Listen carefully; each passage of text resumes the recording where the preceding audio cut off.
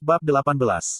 Rasanya aneh merasa lebih gugup sekarang, bertemu keluarga saya, lebih dari ketika saya pertama kali menunjuk seorang raja di tengah-tengah orang-orang paling berkuasa di dunia.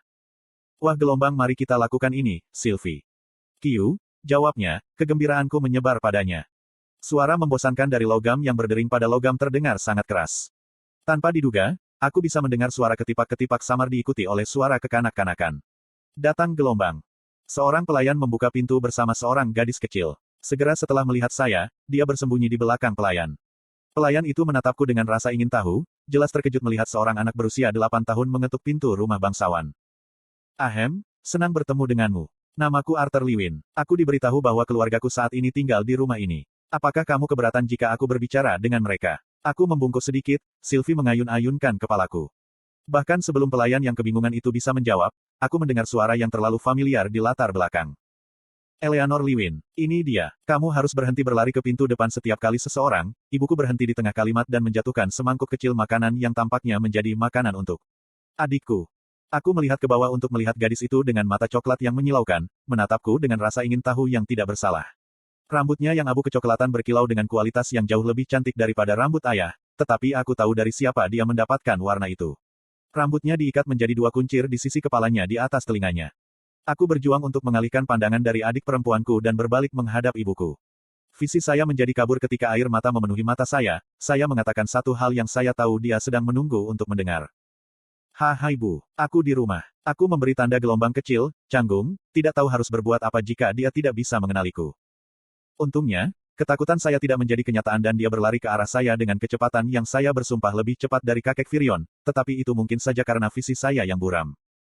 Ya ampun, Arthur, dia tiba di depan saya dan jatuh berlutut, lengannya melingkari pinggang saya, mencengkeram dengan seluruh kekuatannya, takut saya akan menghilang lagi jika dia melepaskannya.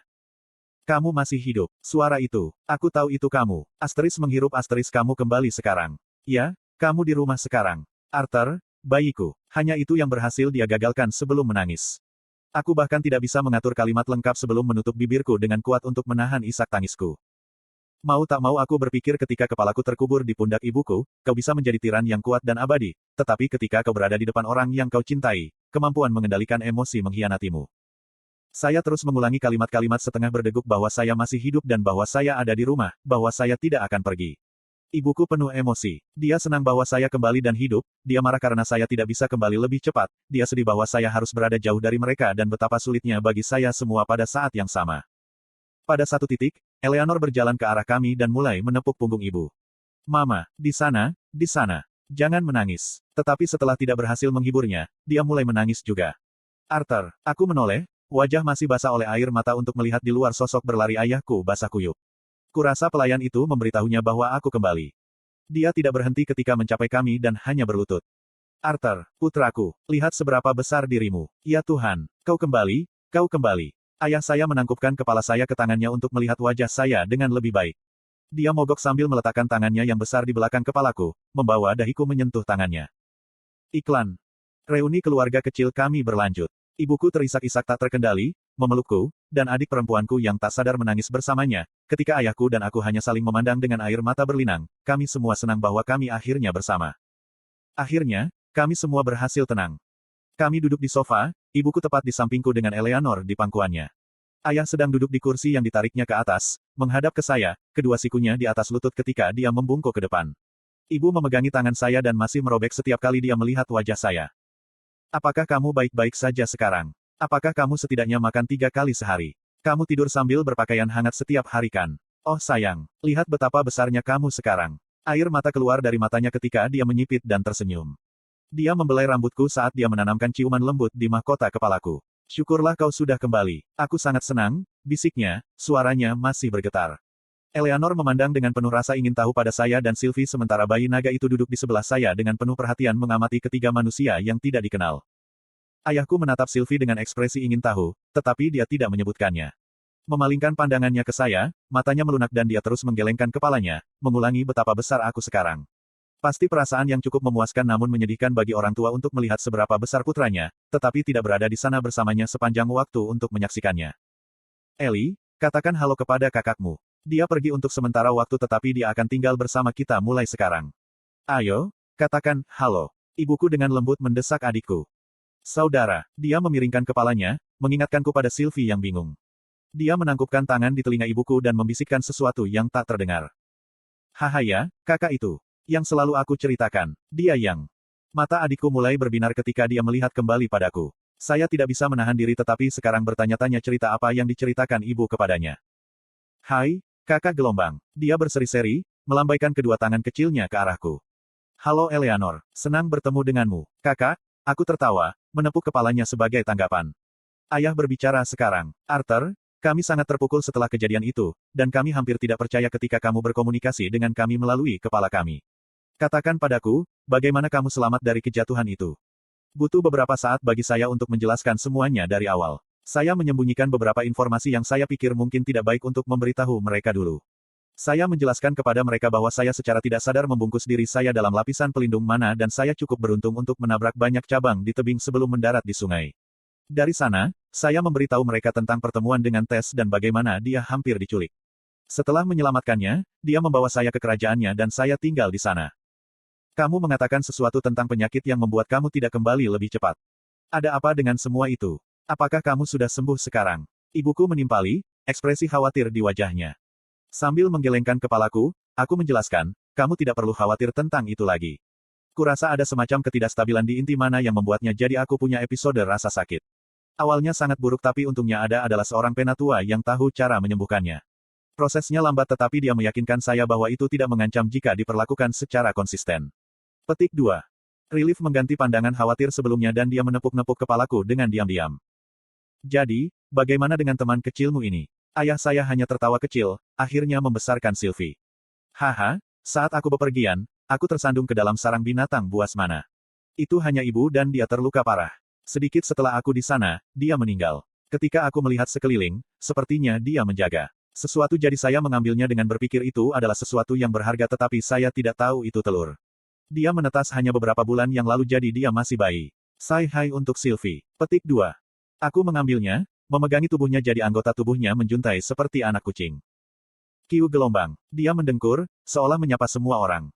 Aku tidak benar-benar mengatakan kebohongan keluargaku ketika aku mengatakan ini, tetapi aku sudah berjanji pada diriku sendiri untuk menceritakan semuanya hanya kepada mereka ketika aku lebih tua dan lebih mampu. Saya kemudian meminta mereka untuk memperbarui saya tentang semua yang terjadi pada mereka setelah kami berpisah. Satu-satunya hal yang dapat saya katakan dari melihat mereka melalui ramalan air pertama kali adalah bahwa mereka tinggal di Sirus, tetapi tidak lebih dari itu, saya sangat ingin tahu. Setelah ayah menjelaskan apa yang terjadi sejak itu, ibuku ikut. Itu benar, keluarga Helstea telah melakukan perjalanan tetapi mereka seharusnya tiba kembali hari ini. Mereka akan sangat terkejut ketika mereka melihatmu, Art.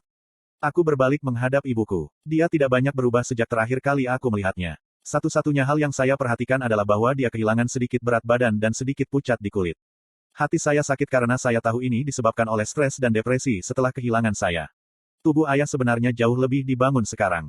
Ditambah dengan janggutnya, dia terlihat jauh lebih kasar daripada sebelumnya. Saya kira bekerja sebagai instruktur untuk penjaga rumah lelang Helstea juga membuatnya bugar.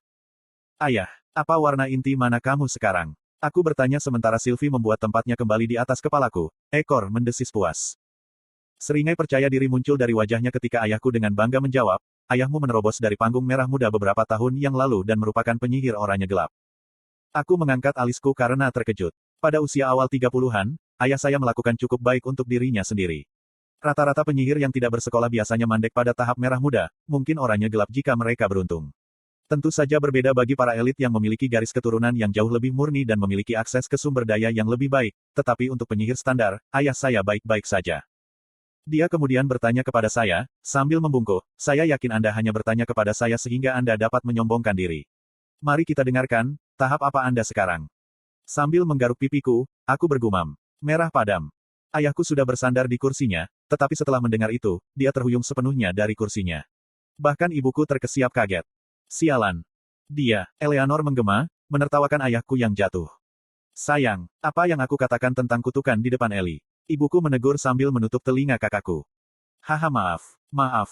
Eli tidak mendengarkan apa yang baru saja dikatakan ayahmu. Dia lalu berbalik padaku. Putraku masih jenius yang sama seperti dulu. Ayolah, pergilah bertanding cepat dengan orang tuamu. Ayahku menyeringai mengancam sambil menggenggam bahu. Sayang, dia baru saja pulang. Biarkan dia istirahat. Ibu menarikku kembali. Tidak apa-apa, Bu. Aku dengan lembut meletakkan tanganku di atas tangannya, memberinya senyuman yang meyakinkan. Laki-laki, selalu berusaha bertarung. Benar kan, Eli? Ibuku menggelengkan kepalanya tanpa daya. Papa dan kakak laki-laki, gema Eli, berusaha meniru ekspresi ibu kami. Ayah dan aku tertawa kali ini. Sangat menyenangkan bisa kembali. Kita semua bangun untuk pindah ke halaman belakang ketika saya mendengar pintu terbuka. Ray, aku baru saja mendengar putramu hidup. Apa yang terjadi? Saya melihat seorang pria kurus dengan kacamata dan rambut terbelah dalam setelan berkeringat, dengan apa yang saya anggap sebagai istri dan putrinya berlari di belakangnya. Vincent, semuanya, aku ingin kamu bertemu dengan putraku, Arthur. Dia mendukung Vince, haha. Ayah saya melingkarkan lengannya di bahu pria itu. Arthur, ini Vincent, teman lamaku dan orang yang sekarang bekerja untukku. Ini rumahnya, jadi perkenalkan dirimu sebelum kita mulai merusaknya, dia menyeringai lebar. Sambil membungkuk ke sudut 90 derajat, aku memperkenalkan diriku. Senang bertemu dengan Anda. Nama saya Arthur Lewin. Saya tidak yakin apa yang keluarga saya katakan tentang saya, tetapi saya sudah menghubungi mereka beberapa waktu yang lalu.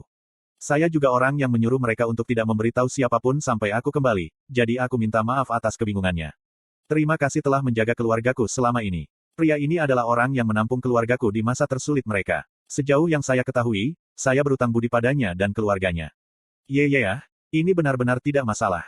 Aku senang kamu hidup dan aman. Dia menyesuaikan kacamatanya seolah memastikan dia benar-benar berbicara kepada anak berusia 8 tahun. Temui istriku, Tabitha, dan putriku, Lilia, lanjutnya, mendorong mereka ke depan sehingga mereka berada di depannya. Senang bertemu denganmu, Nyonya, Lilia. Aku membungkuk lagi, Sylvie memperkenalkan dirinya juga dengan Q. Tabitha memberikan senyum ramah sebagai tanggapan. Senang memilikimu di rumah kami, Arthur. Katakan hai, Lilia, Arthur seusiamu jadi jangan malu. Gadis bernama Lilia berbicara, menunjuk dengan ragu-ragu pada makhluk di kepalaku. Apa itu? Ini sangat lucu. Ini adalah binatang mana bayi yang aku terikat. Namanya adalah Sylvie. Sylvie, turun dan menyapa. Sylvie melompat dari kepalaku dan meniduri Lilia. Ya ampun, Lilia menjerit.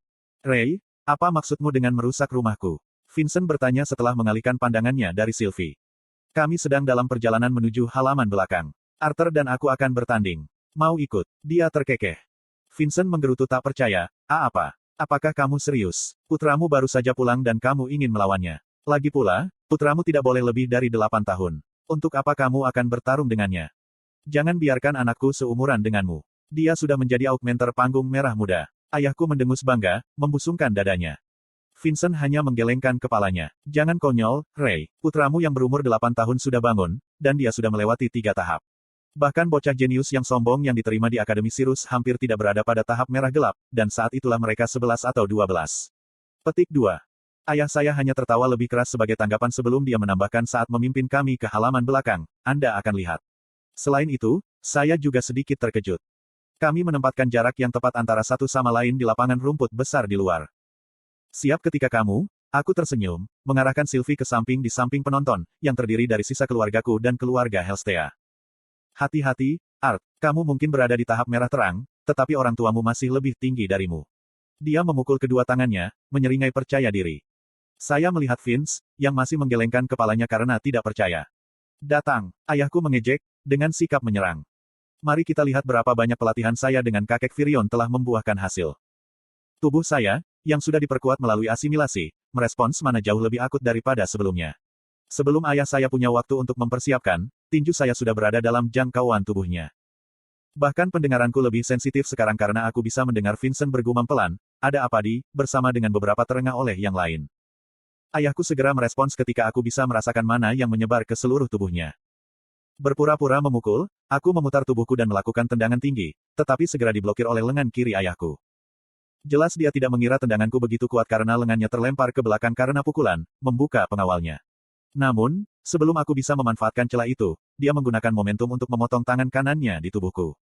Sudah jelas bahwa saya sekarang dalam posisi yang tidak menguntungkan, tetapi dengan pertarungan seumur hidup sebelumnya telah mempersiapkan saya tentang bagaimana cara melawannya. Saya mengambil cambuknya dengan lengan kiri dan telapak tangan kanan saya untuk melunakkan pukulan, dan juga untuk menciptakan ruang yang cukup bagi saya untuk masuk. Tubuh saya tidak cukup besar untuk saya pundak, jadi saya meraih lengan kanannya dan menendang sisi belakang lutut kanannya. Kehilangan keseimbangan, dia jatuh ke depan saat aku menggunakan tubuh mana di jiwaku untuk melemparkannya. Sayangnya, dia mendapatkan kembali keseimbangan terlalu cepat dan saya tidak punya pilihan selain menjaga jarak di antara kami sebelum dia menguasai saya. Yah, aku harus mengatakan kamu lebih baik daripada semua penyihir yang telah aku latih. Tapi, orang tuamu akan menjadi serius sekarang.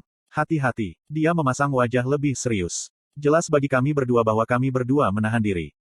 Fakta misterius tentang mana yang terbentuk di dalam inti selama tahap sebelumnya adalah bahwa itu berbeda tergantung pada bagaimana Augmenter dan Conjurers menggunakannya.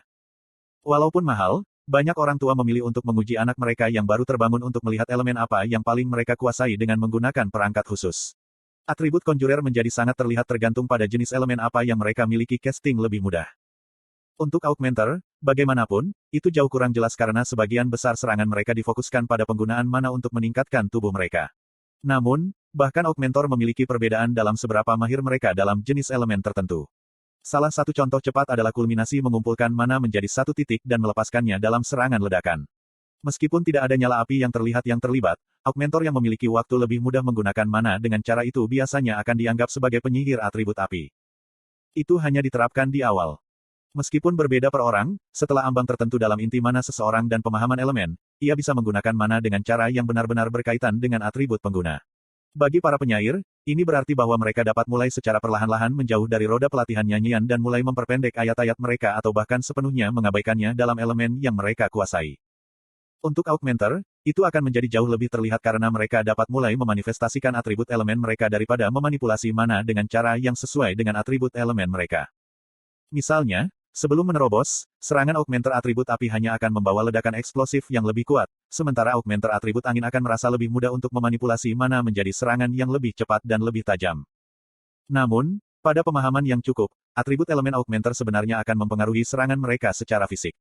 Augmenter atribut bumi dapat belajar untuk menghasilkan tantangan bumi dan bahkan dapat belajar untuk membuat guncangan seismik kecil dengan menginjak-injak kaki mereka, sementara Augmentor atribut angin dapat diajarkan untuk melepaskan bila angin kecil dan menciptakan efek vakum di pukulan mereka, dan begitu seterusnya. Semua ini pada dasarnya adalah teknik yang bisa digunakan para penyihir dengan pemahaman yang cukup tentang elemen mereka masing-masing. Tentu saja, Conjurers masih memiliki keuntungan besar karena dapat lebih banyak mempengaruhi lingkungan mereka. Jangkauan mereka juga jauh lebih jauh, tetapi kelemahan mereka masih kerentanan bahwa mereka memiliki proses nyanyian serta tubuh mereka yang tidak secara alami dilindungi oleh mana. Karena perbedaan-perbedaan ini, kedua jenis penyihir yang bisa menembus ambang batas jauh lebih kuat daripada penyihir yang tidak bisa, dan pada akhirnya menentukan bakat dan prestasi masa depan yang bisa mereka raih. Sementara Conjurers dapat mengontrol elemen secara bawaan karena seberapa mahir mereka dalam menyerap mana alam dengan vena mana mereka, Augmentor berbeda. Untuk setiap penambahan satu atribut, ada 10 yang tidak. Ada kasus Augmenter atribut yang tidak pernah melanggar ambang batas dan menjadi Augmenter atribut elemen yang lengkap. Disinilah sekolah yang tepat berperan, dengan bimbingan yang cukup sejak awal, para penyihir akan lebih mungkin diarahkan pada pemahaman atribut unsur mereka. Kedua tinjunya menyala, meledak ke sarung tangan merah tua yang menyala-nyala. Kontrol atas elemen apinya adalah pemula, terlihat dari uap yang berasal dari tubuhnya. Ini berarti bahwa ada mana yang tidak perlu tersebar di seluruh tubuhnya.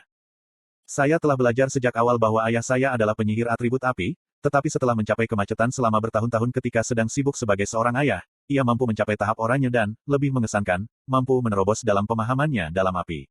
Dia sekarang dapat dianggap sebagai Augmenter unsur resmi, atau singkatnya unsur. Aku menyeringai bangga padanya, sebelum menyiapkan diri juga. Mengesankan, ayah, tapi sekarang giliranku.